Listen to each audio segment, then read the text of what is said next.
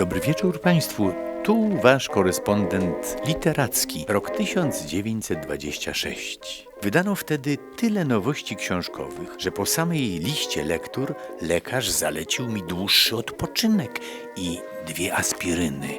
Ale nie o mnie. Zacznijmy od największej premiery sezonu. Kubuś Puchatek. Tak, proszę Państwa, świat właśnie oszalał na punkcie misia, który głównie je, drzemie i zadaje pytania natury egzystencjalnej. Ale robi to na tyle sympatycznie, że pokochały go miliony czytelników. Gdyby Puchatek żył dziś, miałby własny profil na Instagramie z opisem: diety nie stosuję, ale wierzę w miód.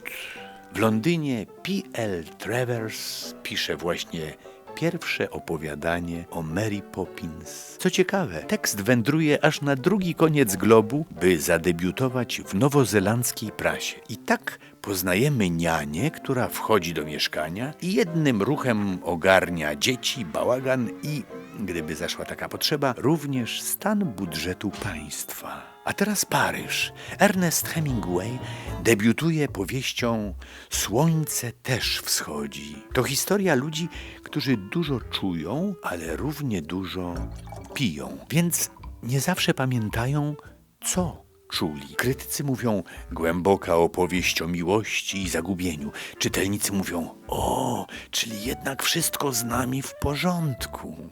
Po drugiej stronie literackiego nastroju świat dostaje Zamek Franza Kafki. Książkę tak zagadkową, tak pełną biurokratycznych zaułków, że wielu czytelników do dziś próbuje znaleźć drogę wyjścia. Jeśli Puchatek jest misiem mądrości, to Kafka jest pisarzem, który mówi: nie martw się, nie tylko ty nic nie rozumiesz. W Ameryce sensację wywołuje fakt, że Sinclair Lewis odmawia przyjęcia nagrody Pulitzera.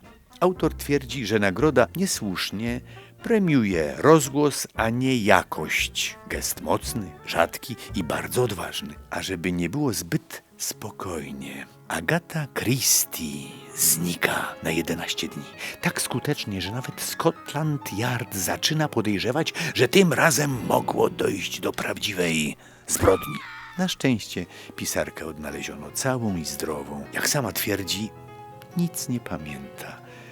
Co, nie oszukujmy się, jest najbardziej zrozumiałą rzeczą, jaką pisarz może powiedzieć po terminie oddania książki. Na szczęście dla czytelników zabójstwo Rogera Ackroyda trafia w końcu do księgarni i wywraca świat kryminału do góry nogami. A w Polsce? Cóż, nasi tytani literatury Stefan Żeromski oraz noblista Władysław Reymont odpoczywają już na zasłużonym Olimpie, ale jeśli ktoś myślał, że w Warszawie zapanuje cisza, to znaczy, że dawno nie zaglądał do stołecznych lokali i kawiarni. Przy słynnych stolikach młodzi skamandryci właśnie ogłaszają koniec narodowej żałoby. Polska literatura zrzuca czarny płaszcz, zamawia kolejny koniak i udowadnia, że najlepsza puenta rodzi się między 3.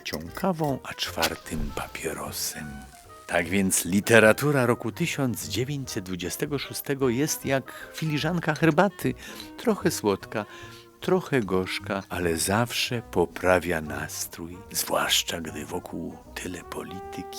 A człowiek marzy o dobrej historii, najlepiej takiej z misiem, nianią, zaginioną pisarką i jednym pisarzem, który twierdzi, że i tak nikt nie zrozumie, o co mu chodziło. Drodzy Państwo, wrócimy po krótkiej przerwie. W międzyczasie zachęcamy do korespondencji z naszą redakcją. Nie samymi książkami człowiek żyje. Czasem trzeba je odłożyć na półkę i wyjść na spacer. A kiedy słońce za mocno dokuczy, to kapelusz czy czapka staje się nieodzownym towarzyszem. Nowo otwarta manufaktura czapnicza Sterkowski poleca się. Brzmi jak reklama? Aj, owszem. Nie wyłączajcie odbiorników, niebawem słyszymy się ponownie. To była audycja Radio Days 1926. Czytał Stanisław Górka.